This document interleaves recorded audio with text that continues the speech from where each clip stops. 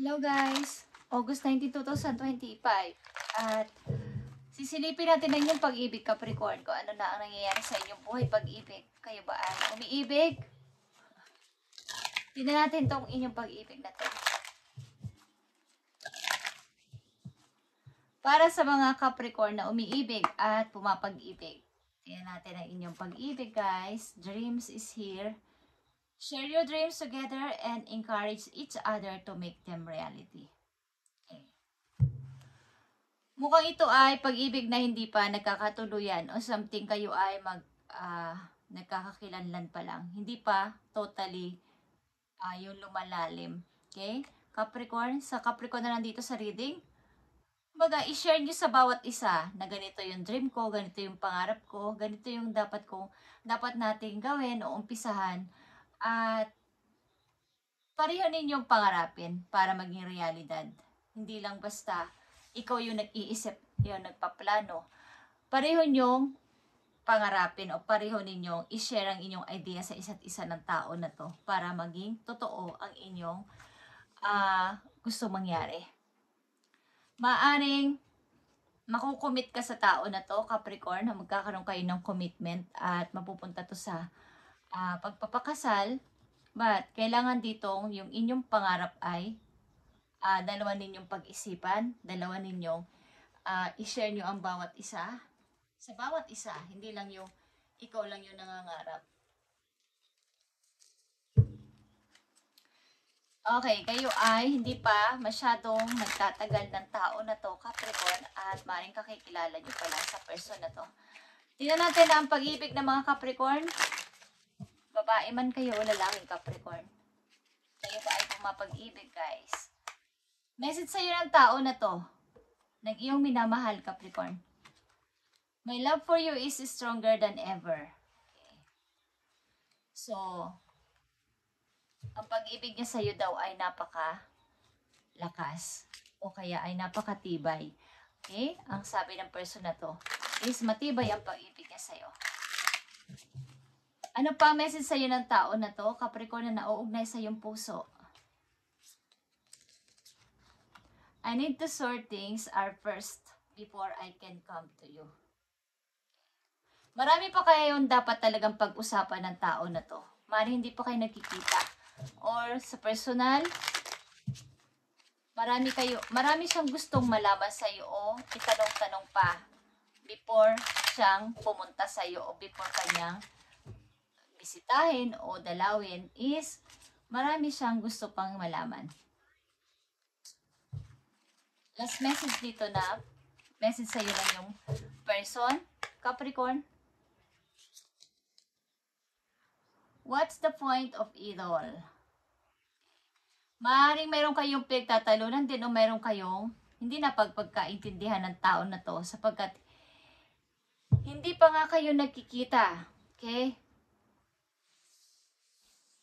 So, nang dapat mong gawin dito, Capricorn? Tingnan natin ang plano sa'yo ng person na to. Okay? Para sa pag-ibig ng mga Capricorn, August 19, 2025 na message, ibigay mo ang tamang message sa kanila about sa kanilang pag-ibig. At ipakita mo sa kanila kung ano ang plano o intention sa kanila ng person na kanilang iniibig. Maaaring hindi pa to napaka-lalim o hindi pa nagtatagal. Kaya, share your dreams together and i-encourage nyo ang bawat isa na maging ito ay totoo. Hindi lang basta salita o plano-plano lang nyo. Pag nag-uusap pa ito yung plano ko, plano natin. But gawin nyo itong realidad. Okay, ano ang plano sa'yo ng person na to at ano ang intention sa'yo ng person na to na involved sa buhay ng mga Capricorn? Okay, tingnan natin to, guys. Ano ang plano sa'yo ng person na to? Ace of Pentacles, guys, is here.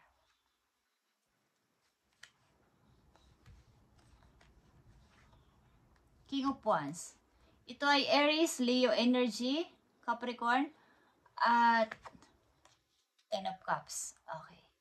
Gusto kanya at plano kanyang bigyan ng maayos sa pamumuhay, okay, Capricorn, at handugan ng talagang yung alam niyang makapagpapasaya sa'yo. Lalo na yung, siyempre may kasama itong magandang pamumuhay.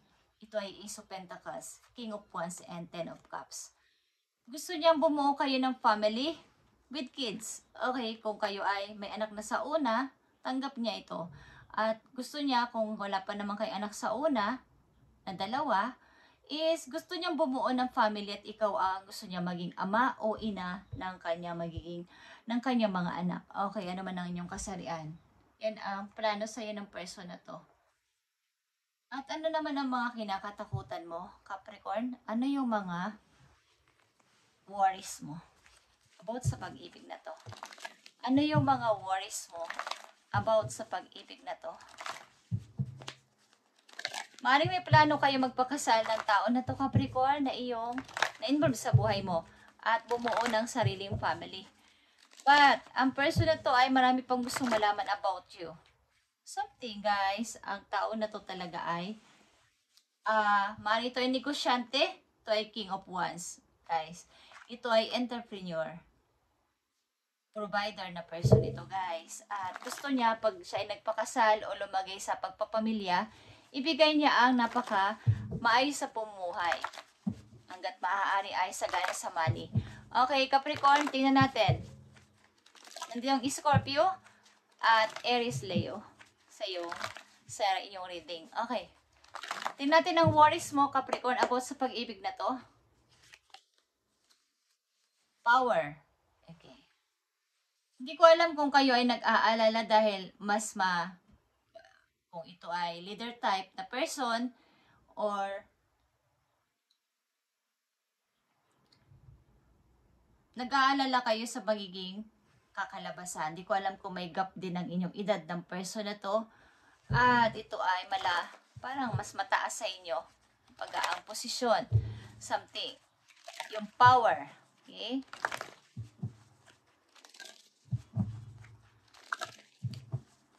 Ano mga worries mo about sa pag-ibig na to? Capricorn? Universe is here. Okay. Ito kasi para sa iyo ay pag-i-start. Okay? Ito ay number 3 and 8. Pag-i-start ng muling mundo, muling tahanan. Hindi ko alam kung kayo ay galing na sa pagpapamilya dati at umibig ulit sa person na to. At nandito yung pagmamasid. Andito yung pagdududa din na baka ako ay makontrol again o baka ako ay maisahan. Okay. At kayo ay nagmamasid-masid sapagkat ito ay inyong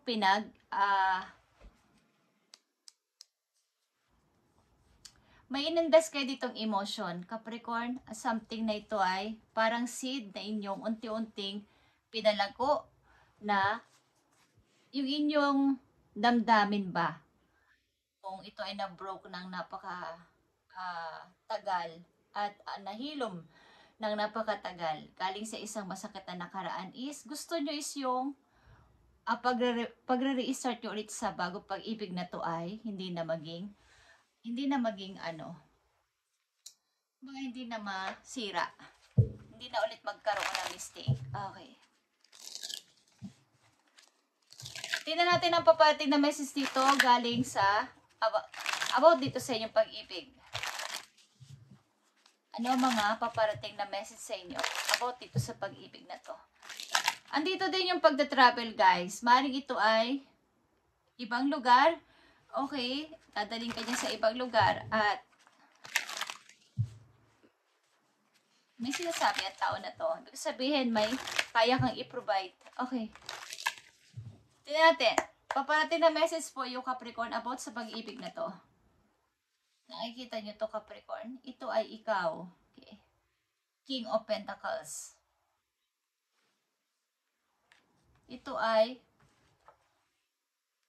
energy na mayroong very grounded, loyal, at saka pag sa money ay talagang may freedom. Okay? Ano pang paparating na message po yung Capricorn? Okay? Andito na naman ang King of Wands. Aries, Leo. Okay? Kung hindi nyo pa nakikilala ang tao na to, sa mga Capricorn na nandito sa reading, maaring may makikilala kayong energy ng Aries Leo, okay, fire sign, guys. At pareho kayo ng gusto sa buhay ng person na to. Pareho kayo ng mga hobbies, okay, mga gustong gawin. At same na same, lahat. Yung ayaw at mga gusto nyo is pareho lang. Mukhang kayo ay pinagtagpo dito ng tadhana na magkakilala.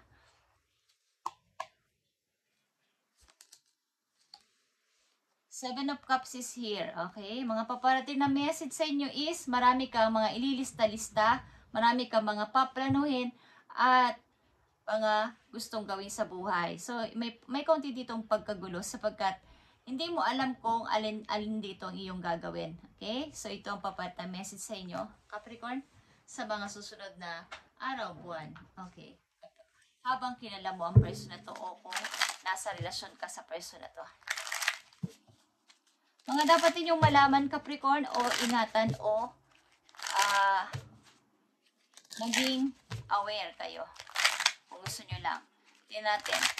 Para sa pag-ibig ng mga Capricorn, ang mensahe na to, ibigay mo ang message sa kanila na mahalaga. Thank you. Nandito ang number 47. At ito ay King of Sword. Okay. Nakikita nyo ba ang image dito ng isang woman? Ito ay parang nakatrahe di boda. Okay. Ayan, Tagalog doon. Yung nakapangkasal. Okay. Wedding gown. Wedding dress. Okay, wedding dress. The bride. Okay. Nakikita nyo to, the bride. Ang word na the bride. Sabihin, kanina ko pa sasabi, kayo ay nakatakdang ipakasal sa tao na to o nakatakdang magpakasal sa person na to. The brides ensured for the single person the fulfillment of their highest aims when near a distant, turbulent married life. Okay. Kung kayo hiwalay na sa tao na inyong dating pinakasalan o dating nakasama sa buhay, hindi kayo naging maayos doon. At itong taong malapit sa inyo at itong nakilala nyo na o makikilala nyo ng person ay isang fulfillment. Highest aims ito. At nandito din ang Ace of Pentacles. Magiging matagumpay ka dito sapagkat ang tao na to ay nasa energy ng King of Wands and King of Swords. Talagang ito ay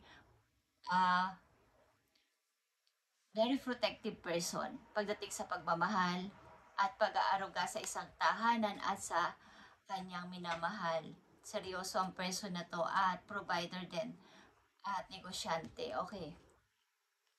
Ikakasal ka sa person na to, Capricorn, tandaan mo yan. Okay, number 47. At ang ilan sa inyo ay 47 years old or ang makikilala nyong person ay 47 years old. Just saying.